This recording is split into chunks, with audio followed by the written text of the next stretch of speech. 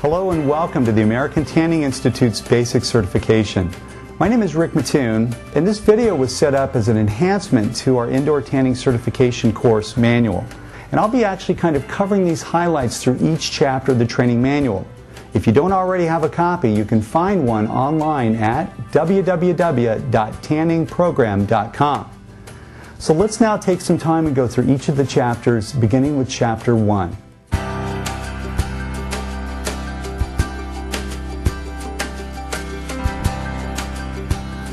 Okay, we're going to start with Chapter 1 now, your skin and the tanning process. Now, one of the most important organs in the human body is the skin. But before we start talking about the cosmetic tanning process, let's take a few minutes and look at some of the important functions the skin offers. Now, when we look at the skin just by itself, just its sheer size and importance has got to be kind of a priority with us. So the average skin in the human is approximately 22 square feet. And the weight alone is 8 to 9 pounds depending on the individual. And again, before we talk about the tanning process, let's look at some of these important functions of the skin. Number one, the skin creates a barrier function for us. That is, it's a protective coat to protect us against external forces that may try to harm us. Next, an important function is temperature regulation. For those of you that live in the overly cold areas in the country, you're going to find that your skin actually develops goosebumps in order to help warm or kind of heat up your body when necessary. Those of us that live in warmer spots will know that as we get hotter, our body has a tendency to sweat. That's another important temperature regulation or an important function of the skin. Next, the skin protects against overexposure to ultraviolet light. Now, if you think about it, probably the number one reason why most of our customers come to us in the first place is because they want to develop a base tan before they go to a sunny destination. So what they're doing is they're actually giving themselves a protective layer of skin, or that is a darker layer of tan, before they go out and acquire a sunburn in a sunny destination. So our customers already know that a base tan will help them be protected against overexposure to ultraviolet light. The next function is sensory organ. The skin has multiple nerve endings, literally billions of them. And as we brush up against things that are either overly hot or overly sharp, our skin notifies us to pull away through our nerve endings. That is, it protects us again from those external forces. And finally, another important function of the skin is metabolism. Now, we've all read and understand in trade publications and other scientific journals that UV exposure to the skin actually helps enhance vitamin D production, and in turn gives us a higher level of calcium, which gives us stronger bones and stronger teeth. Now again, these important functions don't relate to cosmetic tanning yet, but you have to understand the importance of the skin overall. That's why we cover these functions.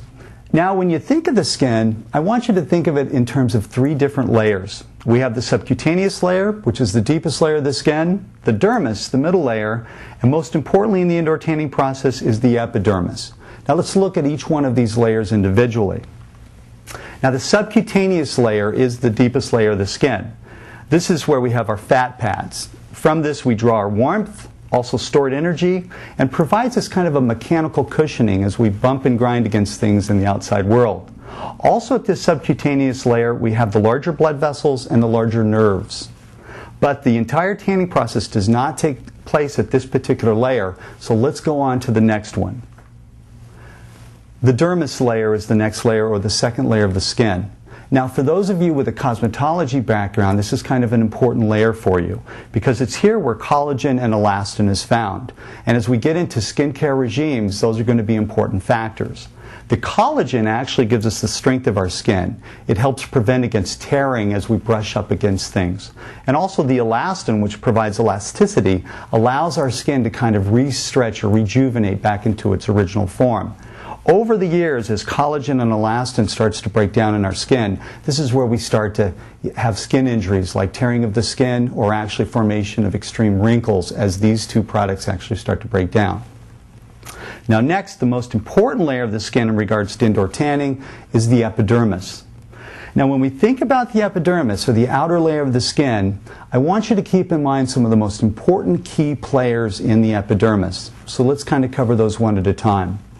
First, we have what makes up 5 to 10% of the cells in the epidermis are the melanocytes. These are called the melanocells or the melanin cells. These are actually the tanning cells.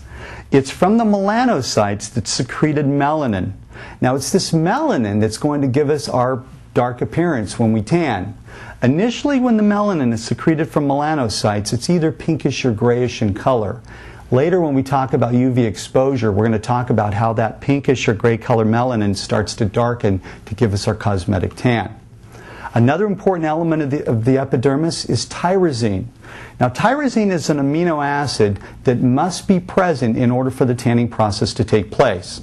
So as we talk about different ingredients in some tanning lotions that are on the market, you may occasionally hear ingredients like L-tyrosine. Now, this is a man-made form of tyrosine that manufacturers put in as an active ingredient to help enhance the tanning process. Because remember, we have to have tyrosine in order for the tanning process to take place. And finally, one of the most prominent cells in the epidermis, or the outer layer of the skin, are the keratinocytes, or the skin cells. Now, these make up about 90 to 95% of the overall cells of the skin. Now, in a few minutes, we're going to talk about how these key players in the epidermis interact with UV exposure to give us our tanned effect. Additionally, there are some important cells that are also found in the epidermis that don't relate directly to the tanning process. Those two cells are the Langerhans cells and the Merkel cells. Now, the Langerhans cells are also called immune cells. That is, they're kind of the first line of defense against single-cell organisms that typically try to invade our body. They're there to kind of fight off these things. And the Merkel cells are also called contact nerve endings. It's the Merkel cells that help transfer the sensation of touch or feeling through the epidermis to the nerve endings found in the dermis. It's these Merkel cells that help give us our sensation of heat and sharpness and overly cold objects as we touch them. They're transferred through our nervous system, and our brain is alerted to pull away or to have some kind of emotion against these things that we touch. Now, this would be a good time to shut off the video for a moment and relate back to Chapter 1 and learn more information about the skin and the tanning process.